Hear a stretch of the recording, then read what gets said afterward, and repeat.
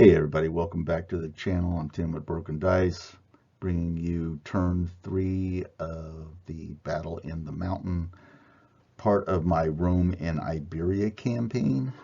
So let's get into the Iberian order phase. Here we go. All right, on the Iberian left, division, actually, let me clarify. Wasn't a division order. I had three options I had in my mind what the Iberians could do, because again, it's part of that kind of taking myself out of the decision-making process directly, so my own personal biases in this sort of solo wargaming doesn't come into play. So I broke it down into three things. One, you can have a division order to charge. Two, you can have individual orders, like you could order one unit of Scutari to form battle line and to charge the Roman cohorts, stuff like that. Or I could order the division to hold position and continue to engage in skirmishing. So I rolled a die 3 and I came up with individual orders. We all know that playing in Hail Caesar, that can be a pretty dicey situation because one failed order and that's it. Well, he tried to give a divisional, not a divisional, an individual orders to the cohort on the far left here. You can kind of just barely see the Roman Allied cavalry tail of their base on the left to charge that unit and move them off the field. And it didn't happen. They failed. So no more orders will be given by this division commander. And so the units will just have to stay put and continue to skirmish with the Roman troops. On the Iberian right, the Iberian general has joined the Celt Iberians and are charging the remaining Roman cohort on this flank.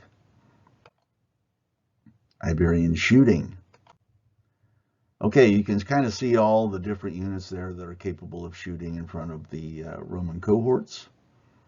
And I will let you know that the Romans have done nothing up to this point. Even their horse archers have done nothing. All right, nothing in the shooting. But here is a different situation. The Catrati, obviously the ones more accustomed to throwing javelins apparently, they were able to inflict a point of damage on this cohort and force it to retreat disordered, which I found fascinating. Yeah, here we go. See this? Now they're out of the battle line and they are now disordered.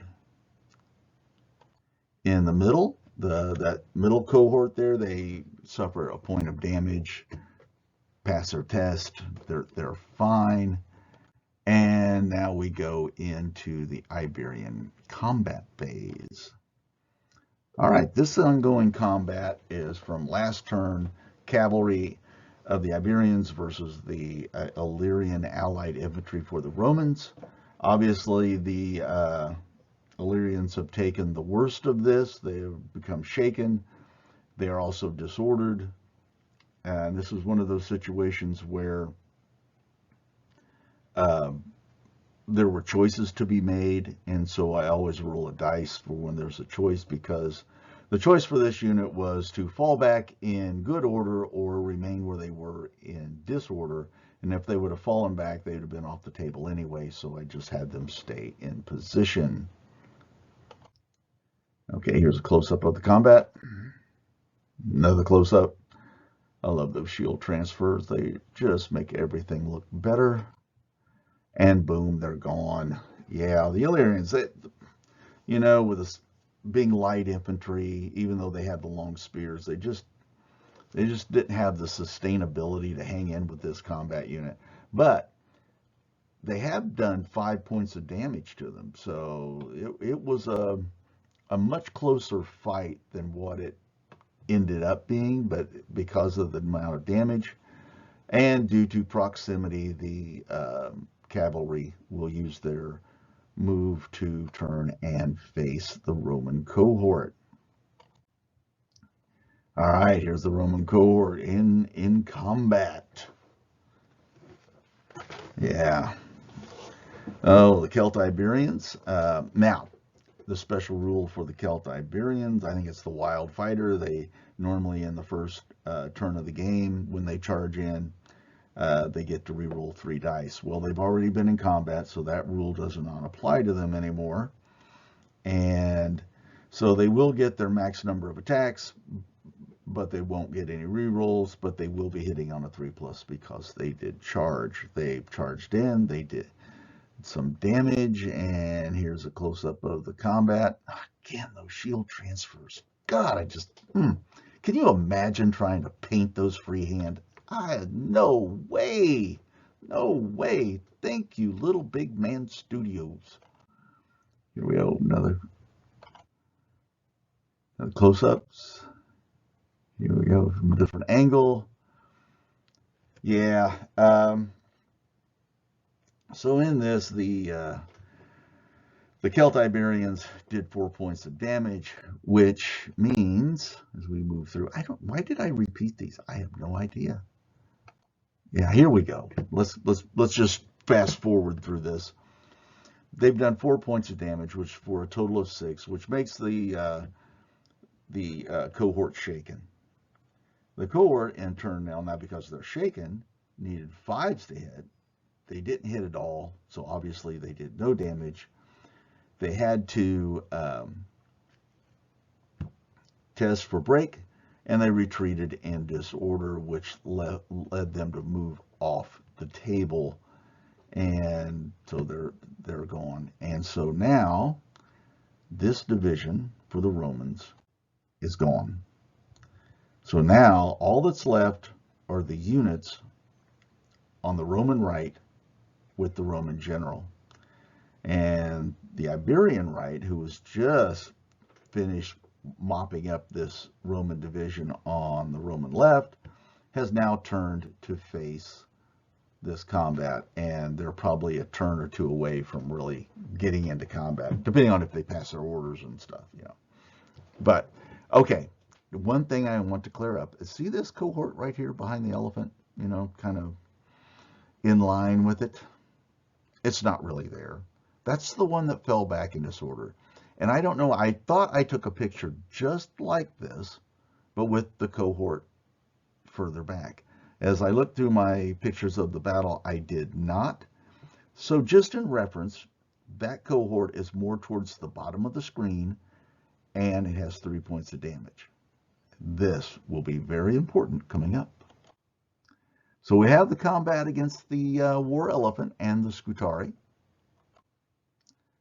Here's another close-up. Yeah. The Scutari were able to do some damage. Yeah, they made the war elephant shaken, and the war elephant really didn't do any damage back.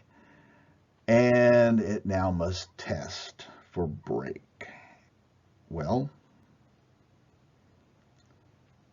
it tested for break, and is supposed to retreat in disorder. But if you have war elephants, once they give ground, you have to roll a dice to see if they stampede or not. And only on a roll of a 1 do they stampede. Well, yes, I rolled a 1.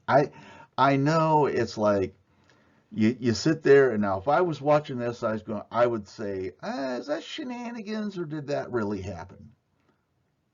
And this is what really happened. I rolled a 1. So now, under the rules, it makes 3 moves in its stampede away.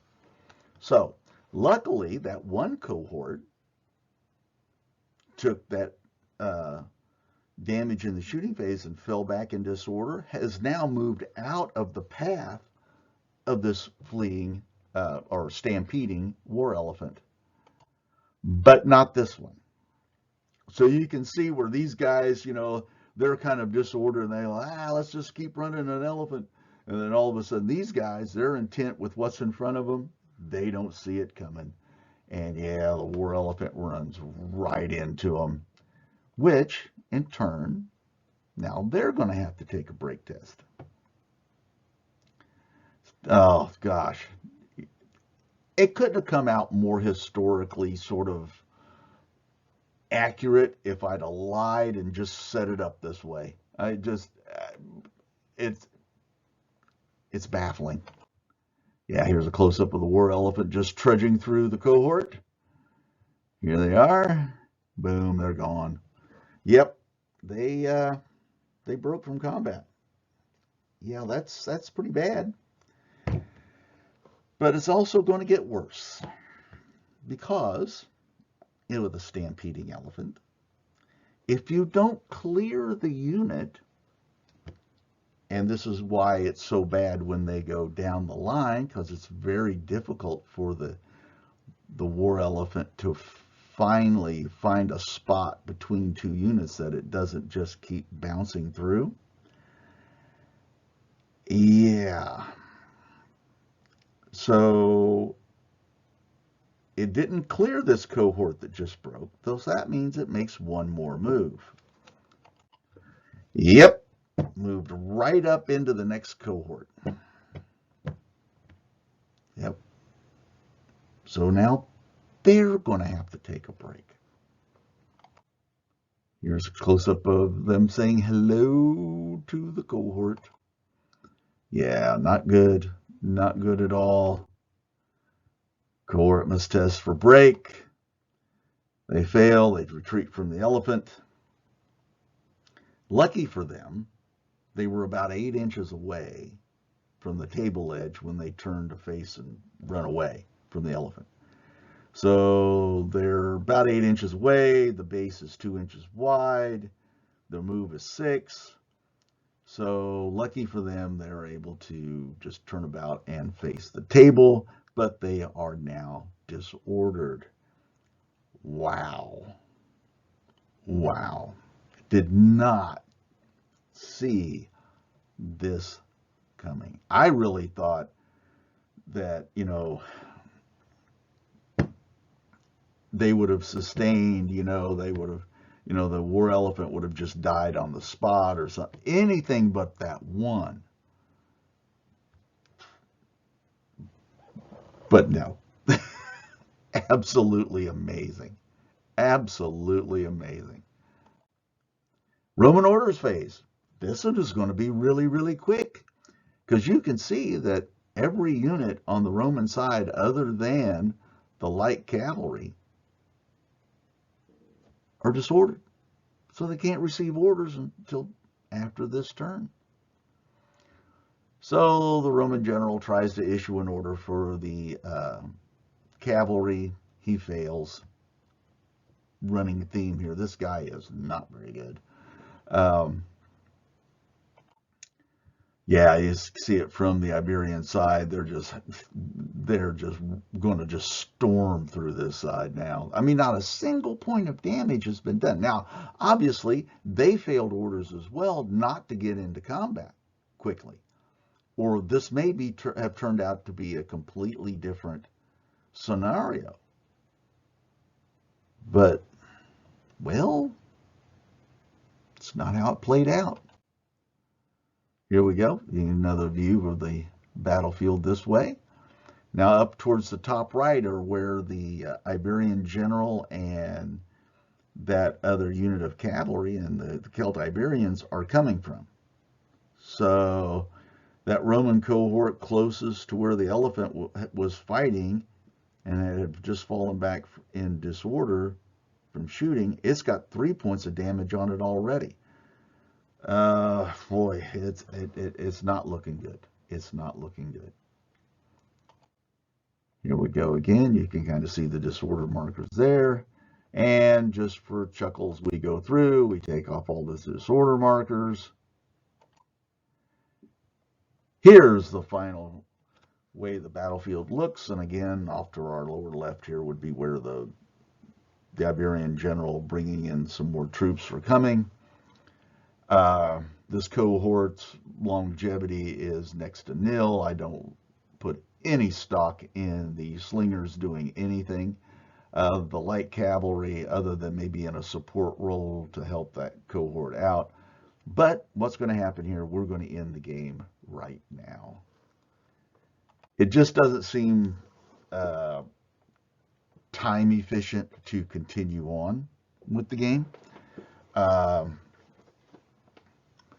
One division is gone. That's 50%. By the rules, you would quit anyway. I tend to like, now if they were involved in combat, if they were actually engaged in combat, I would definitely fight out maybe a round to see how things go. As long as they were winning, I would allow them to do that. That's what I do with like a lot of my cavalry when they're so far away from like being able to receive orders or anything, that as long as they're winning, they'll stay engaged in the game.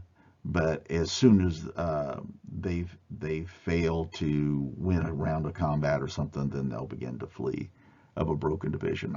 I tend to think that feels more right, and I have a little bit more leeway when it's solo wargaming than when it's, when you're playing against somebody who says, no, wait a minute, they're broken, and I understand that viewpoint, but for me, it just feels more right that if somebody's fighting, I'm not sure how much they would know that was going on that far away and what they may not be able to see. And as long as they're winning, continue to fight. All right, that brings us to the end of this game and the campaign for this season. I'm going to be doing some review of the campaign so far. I still need to do some rolls for the tribes that have been subdued by the Romans up to this point to see if they rebel. That could be very telling. And I might have to kind of do some more research and see how I want to proceed, how I want to continue this sort of campaign. It will be continued. It's just the manner in which I do it. I might change up. I might change up from a kind of top-down, a view, what I call a view from above wargaming, to a much more problem-solving wargaming methodology. But I need to. I want to make sure I get that right before I take the time to do videos and set the tables out and do the games and all that kind of stuff. Coming up will be a lot more just straight up hobby, painting, assembly, terrain, and all that kind of stuff. I'll be doing that. But again, I appreciate everybody that's hung in here and has watched these and suffered through my very monotone, uninteresting sounding voice. God, I wish I had one of those really nice to listen to voices, because there's some guys that do videos and they just have that rhythm, but thank you for suffering along with it. I appreciate it. Give me a like if you would, please, if you like this sort of thing. Shoot me a comment or a question down below. Subscribe if you haven't, if you want to, if you're into this sort of thing.